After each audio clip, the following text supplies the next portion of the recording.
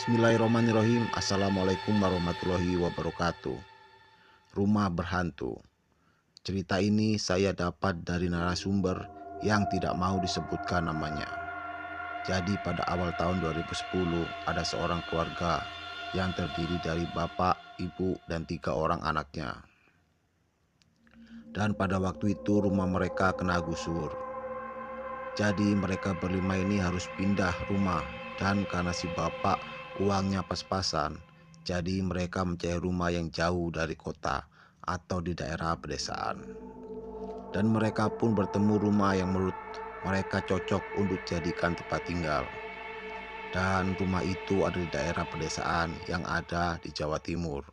Singkat cerita, mereka pun bertemu dengan si pemilik rumah itu. Mereka pun mulai mengecek rumah itu, dan mereka melihat kenapa di rumah itu masih ada baju yang dijemur di kamar mandi. Padahal menurut bapak si pemilik rumah ini bilang kalau rumah ini sudah kosong 1 tahun yang lalu.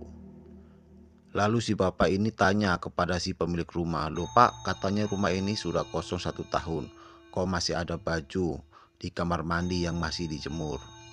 Lalu si pemilik rumah menjawab, "Mungkin itu baju orang yang dulu kontrak di sini." Tak lama berselang, anak dari bapak ini pun tiba-tiba menangis karena takut ada suara yang bergerak-gerak di dalam lemari.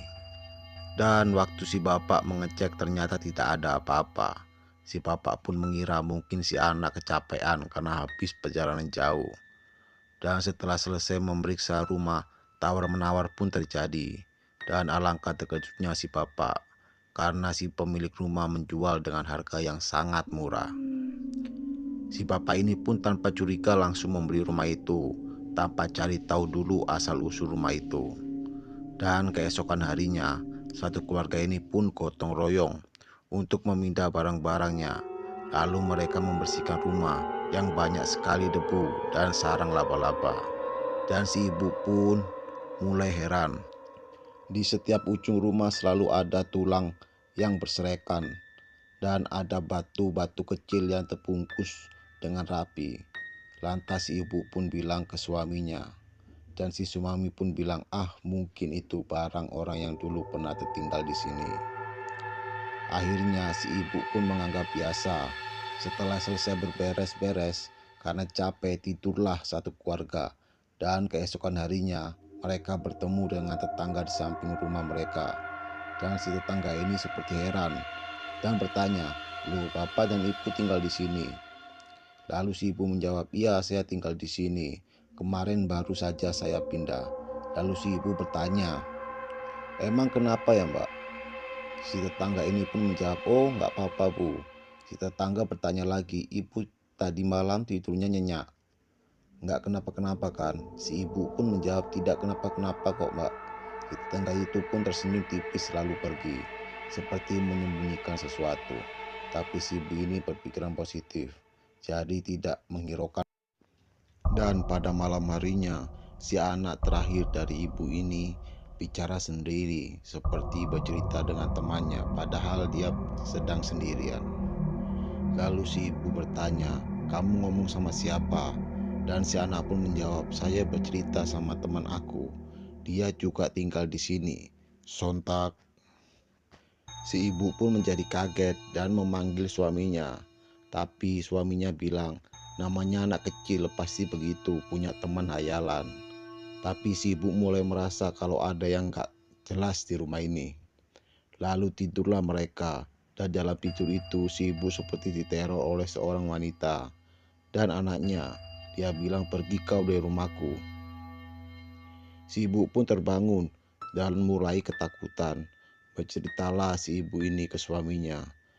Tapi lagi-lagi si suami tidak menanggapinya.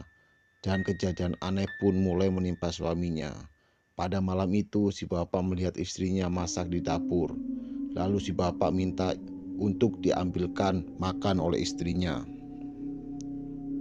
Dan si ibu pun mengambilkan makanan. Setelah makanan itu dimakan oleh suaminya, tiba-tiba makanan itu berubah menjadi cacing. Sontak si bapak pun berteriak dan lari ke kamar. Dan tanpa terkejut lagi si bapak melihat si ibu yang sedang tidur pulas. Lantas siapa tadi yang mengambilkan makanan saya? Nah, dari situlah si bapak mulai curiga.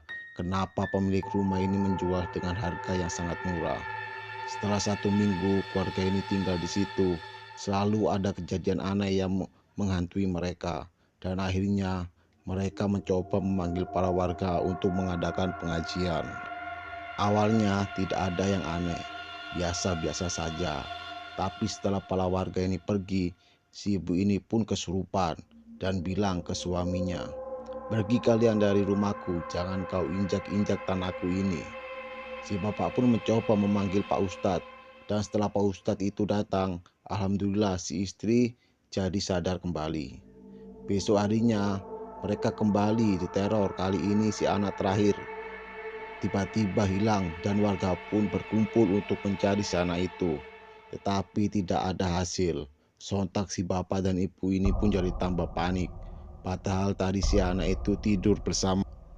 Dan menjelang pagi pukul 4, si anak pun akhirnya ditemukan warga sedang tidur di makam seorang wanita yang ada di tengah hutan.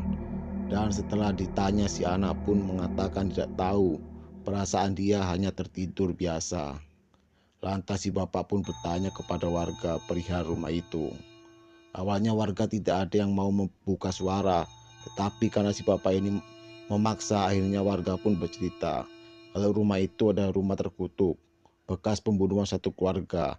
Si ibu mati diperkosa lalu dibunuh, dan si anak pun karena si anak melihat ibunya dibunuh, si anak pun akhirnya dibunuh. Dan sampai sekarang mayatnya tidak pernah ketemu. Konon warga bilang mayatnya dipendam di dalam rumah itu. Makanya setiap kali ada orang yang tinggal di situ selalu menjadi sasaran amukan dari jin itu. Sekian video dari saya. Assalamualaikum warahmatullahi